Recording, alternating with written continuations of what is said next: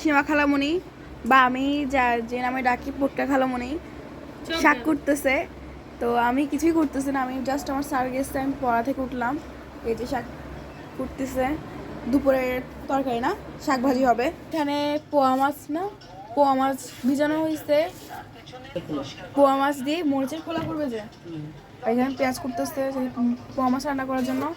আর এই সাইডে ভাত হয়ে গেছে না, ভাত হয়ে গেছে, এখন মা গালবে। এখানে পেঁয়াজ লবণ দেওয়া হয়েছে, এখন মরিচ। পোয়া মাছ আমি খাই না, আমার কাছে একদম ভালো লাগে না। এটা সাগরে পোয়া না, পোয়া মাছ কি পুকুর যায়? ও আমি জানতাম না। এখন হলুদ দেওয়া হয়েছে, এখন এখানে তেল দেওয়া হচ্ছে, সয়াবিন তেল। সয়াবিন তেল না সাদা তেল? এটাকে নাকি সাদা তেল বলা হয়। আমার মিক্স করার সময় মিক্সিং বলতে বেশি ভালো লাগে এটা। আমি তো কোনো মশলা দেবো না, মরিচের খোলা করবো তো। এখানে কোনো কিছু দেওয়া হবে না, জাস্ট এখন একটু পানি দেওয়া হবে, হলুদ মরিচ দিয়ে লবণ দিয়ে।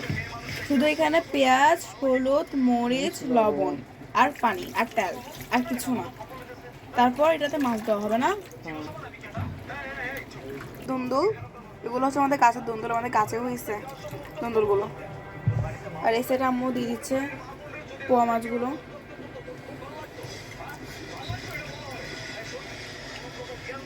সীমা খালামণি ককবেল না, ককবেল বানানো খেয়ে ফেলছে আমাকে না দিয়ে, যে এটা জাস্ট এখন চুলায় দিয়ে দিবে, তারপর হয়ে যাবে না। এখানে শান্তাফু আমার জন্য কি শরবত, মালটা শরবত বানিয়ে নিয়ে আসছে, দেশি মালটা শরবত নিয়ে আসতে, বানিয়ে একটু টেস্ট করবো, টেস্ট করে বলবো কেমন হয়েছে। মোটামুটি ভালো ছিল, ঠান্ডা থাকলে আরো বেশি মজা লাগতো।